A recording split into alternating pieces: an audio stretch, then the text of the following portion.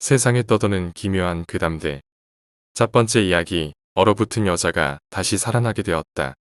이 미스테리한 일은 1980년 12월 20일 미국에서 19살의 진 힐리어드라는 친구의 집에서 운전을 하며 돌아오던 중 빙판길에 미끄러져서 차가 도랑에 빠지고 맙니다.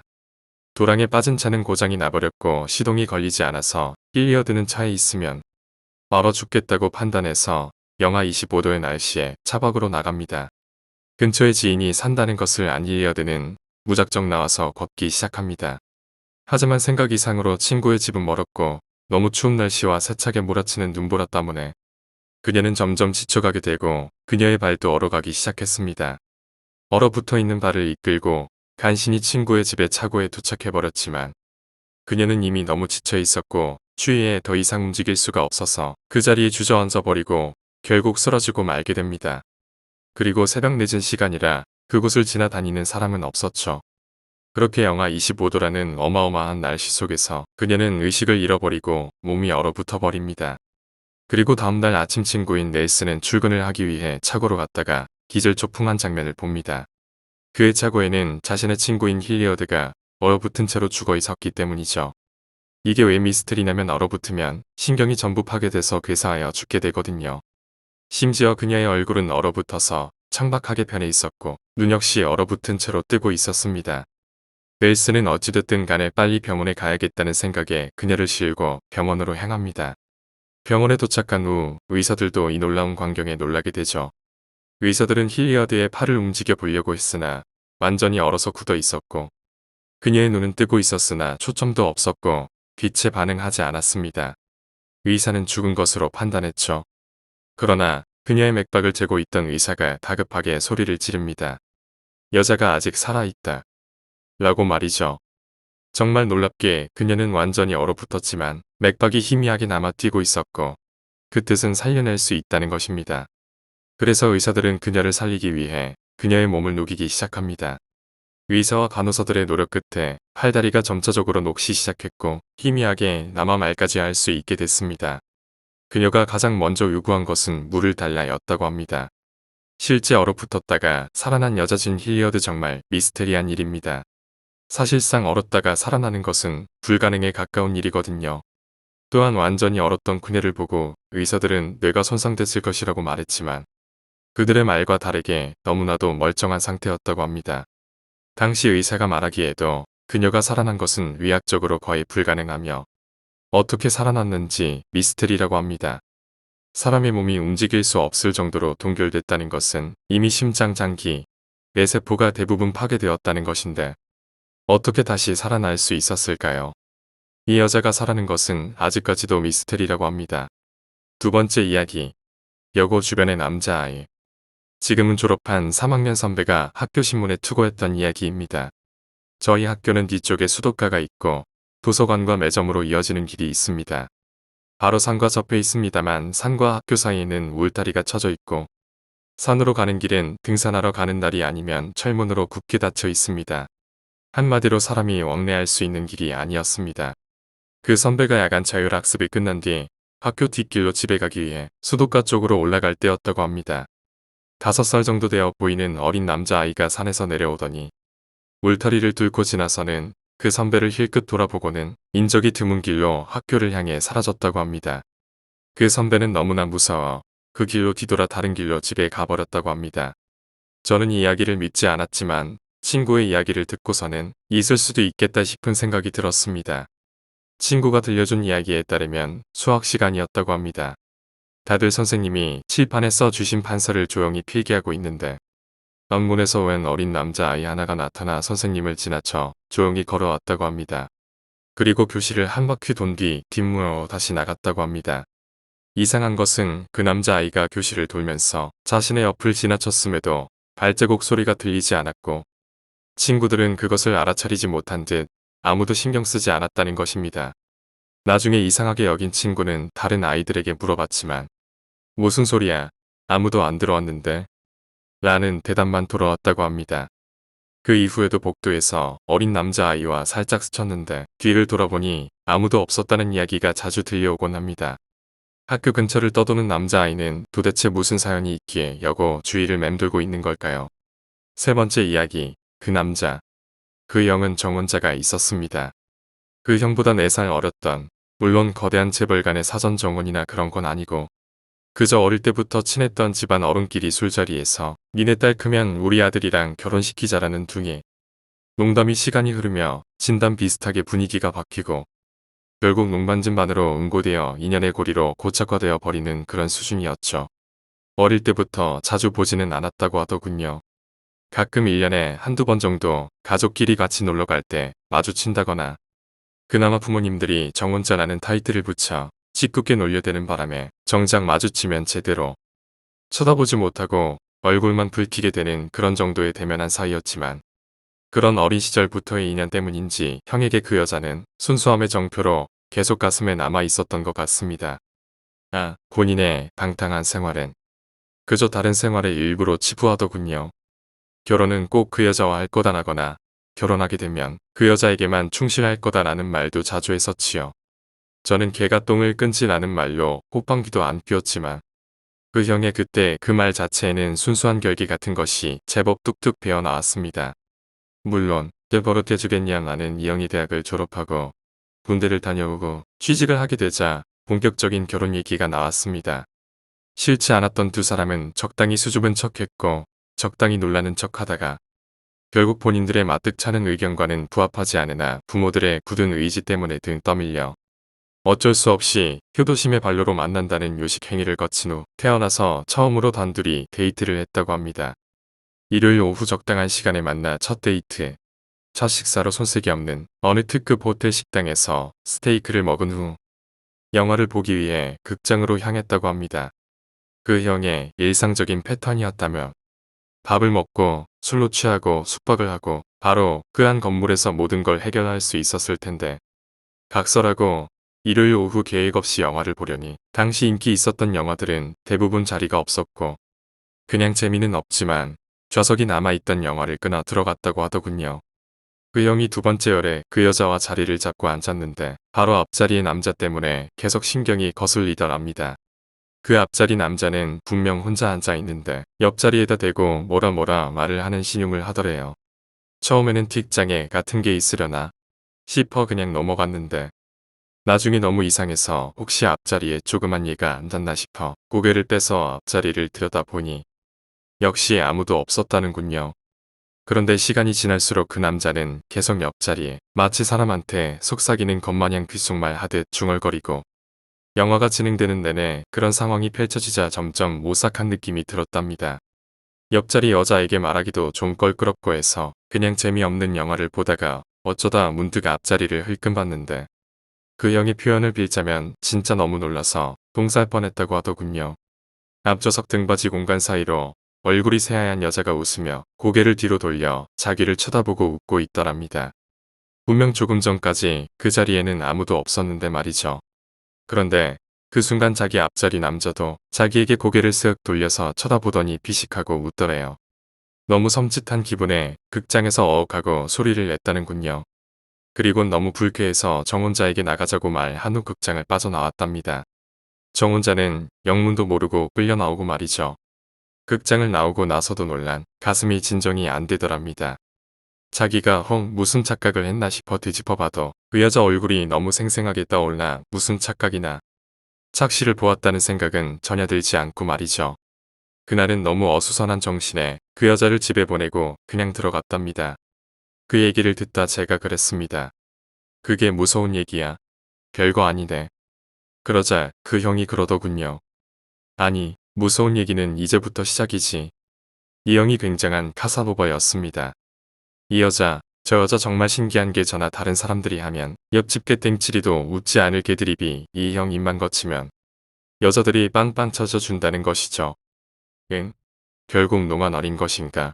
암튼 그 형을 보고 있노라면 여자 꼬시는 것도 정말 타고나는 거구나 라고 느끼게 해줬던 사람이었습니다. 이 형은 그 정원녀와 정식 만남 뒤 그때부터 꾸준히 연락도 하고 짬짬이 데이트도 그런 일상을 보내는 가운데 그와는 별개로 여전히 다른 여자들과의 만남이나 원나잇을 하고 있었습니다. 그야말로 연애 따로 결혼 따로의 사상을 가진지라.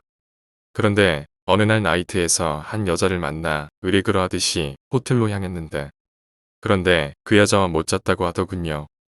왜? 술을 너무 많이 마셔서 안 썼어? 라고 물으니 그 형 말이 아니 그게 내가 그 여자 몸에 들어가는데 어떤 느낌이 드냐 하면 그 여자 질 내부가 사포로 만들어진 것 같은 느낌이 들면서 통증이 확 밀려오는 거야. 라고 하더군요. 듣는데 아주 소름이 끼칩니다. 너무 아파서 화들짝 떼내는데 마치 누군가 사포를 손에 꽉 쥔 상태에서 자기 물건을 잡고 있는 듯한 통증이 느껴졌다고 하더군요. 그리고는 정말 피가 날 것처럼 벌겋게 부풀어 오르더랍니다. 그날은 그냥 뭔가 이상한가 보다 하고 지나갔는데 다음번 여자를 만났을 때도 또 그 다음 여자를 만났을 때도 계속 그런 일이 생기니 그때부터는 아주 심한 트라우마가 생기기 시작하더라는 거예요. 결국 여자와 관계가 불가능해져 버리는 고자 아닌 고자가 되어 버린 거죠. 그래도 정원여와는 그저 순수하게 데이트만 하니까 그건 문제가 아닌데 문제는 시간이 지나며 슬슬 결혼 얘기가 나오면서부터 걱정이 되더랍니다. 병원을 가봐도 당연히 신체에는 아무런 이상이 없고 결혼 날짜가 다가 올수록 슬슬 걱정되고 어디 하소연할 수 있는 문제도 아니고 결혼 준비에 마음고생에 살이 쭉쭉 빠져가고 있던 그때쯤 어느 날 가족끼리 밥을 먹다가 형이 아버지가 그러셨다는군요. 근데 길동아 너 결혼하기 전에 미리 얘기해 놓을 게 있는데 말이다. 혹시라도 네가 안 좋게 생각할까봐 말은 안 했는데 여자 쪽 가족 중에 한 명이 조금 특이한 직업을 가지고 있으니 나중에 그리 놀라지는 말아라. 라고 얘기를 하더랍니다. 그때 갑자기 이 형 머리에 뭔가 전광석화처럼 파파박하고 스쳐가는 게 있더래요. 그래서 그 말이 나오자마자 거의 반사적으로 물어봤답니다. 이상한 직업이면 혹시 무당 같은 거 아니에요? 허허. 참. 눈치는 그래 내 친구 녀석 동생 녀석이 하나 있는데 그 녀석이 무속 쪽 일을 하고 있다. 뭐 그냥 직업 이연히 생각하고 가볍게 생각해. 그냥 직업이 연히 생각하면 별거 아니니까. 아버지랑도 어렸을 때는 같이 잘 놀았었는데 어쩌다 보니 그런 직업을 가지게 됐다더라. 그 말을 듣고 나니 이 형이 지키는 게 있어서 정원녀를 만났을 때 바로 물어봤다더군요. 혹시 삼촌이 우리 처음 만나서 영화 볼 때 따라오지 않았냐고. 그렇게 추궁하니 정원녀가 눈이 동그래져서 어떻게 알았냐고 하더래요. 사실 처음부터 삼촌이 따라왔다.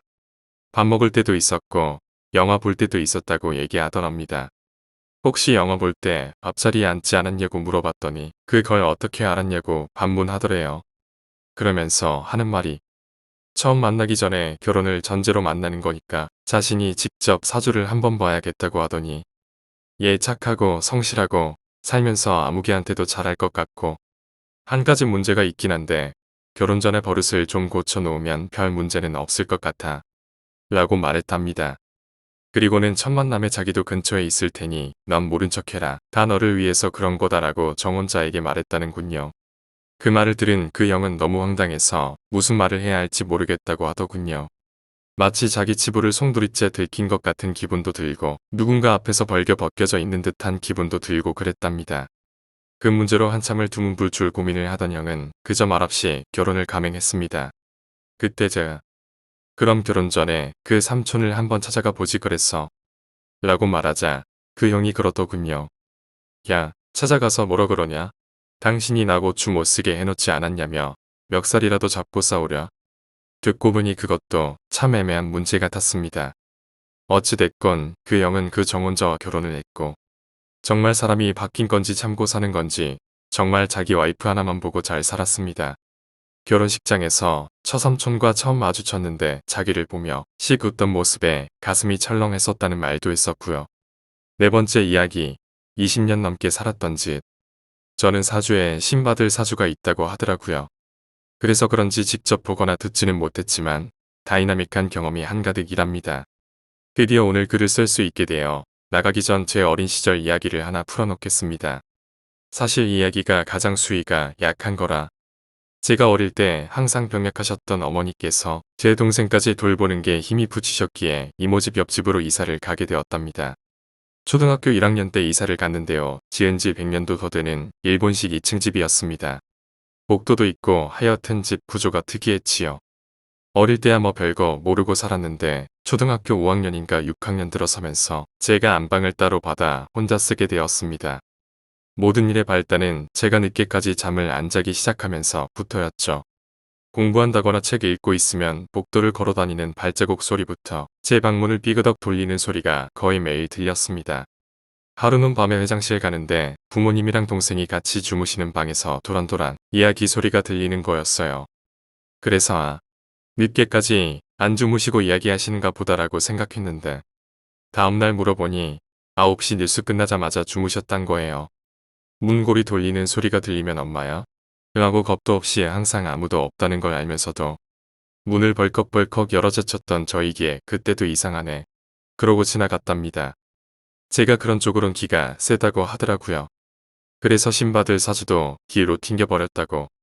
저만 그런 일을 겪은 거면 그러려니 하지만 저랑 5살 차이 나는 제 동생도 아도 자주 겪었던 일이라.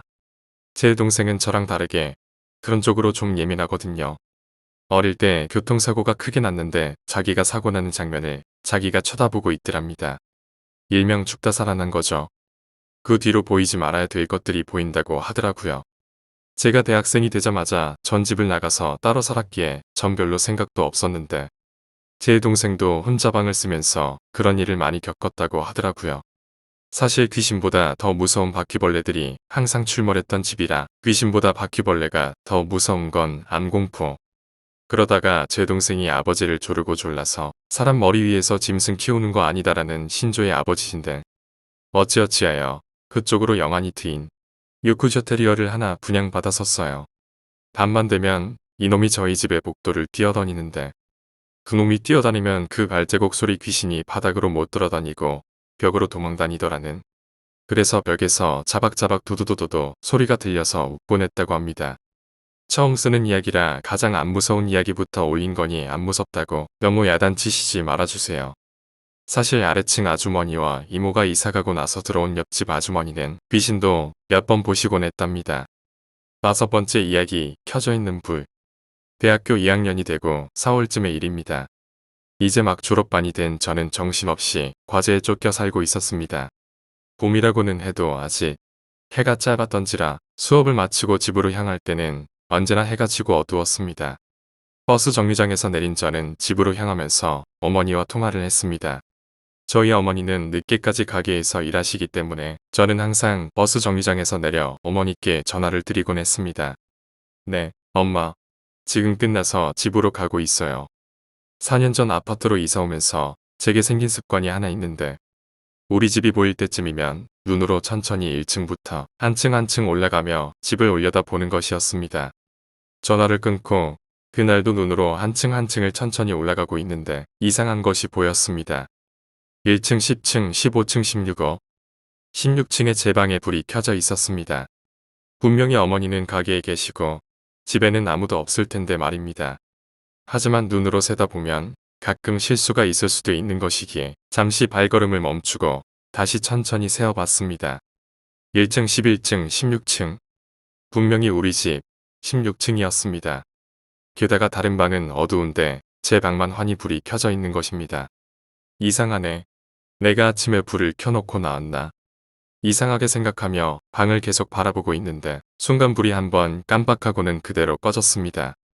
순간 안 좋은 느낌이 들어 그 길로 경비실에 달려가 경비 아저씨께 엘리베이터 CCTV 감시를 부탁드리고 곧바로 집으로 달려갔습니다. 현관 문 앞에서 심호흡을 하고 집으로 조심스레 들어갔습니다. 그런데 집 안에는 아무도 없었습니다. 인터폰으로 경비실에 물어보니 제가 올라가기 전후에 엘리베이터를 탄 사람은 없다는 대답이 돌아왔습니다. 일단 집 안에 아무도 없는 것을 확인하고 제 방문을 조심스레 열어봤습니다. 방문을 여는 순간 평소에는 느끼지 못했던 싸늘한 공기가 밀려 나왔습니다. 그 느낌이 너무나도 섬뜩해서 결국 이날은 제 방이 아닌 거실에서 잠을 청했습니다. 그리고 기분이 나빴던 탓인지 다음날 늦게 일어나 허겁지겁 집을 나서는데 무언가가 눈에 들어왔습니다. 저희 어머니는 아기자기한 것을 좋아하시고 토속신앙을 좋아하셔서 작은 장승들을 현관 앞에 두시곤 하셨습니다. 그런데 그 장승들이 모조리 엎어져 있던 것입니다. 이런 일이 있고 며칠간은 제 방에서 자는 것이 꺼림칙했지만 한번 마음을 굳게 먹고 목검을 품에 안고 잔 이후로는 별짤없이 제 방에서 잠을 자고 있습니다. 그렇지만 그 우르르 떨어져 있던 장승들은 지금 생각해도 소름이 끼칩니다.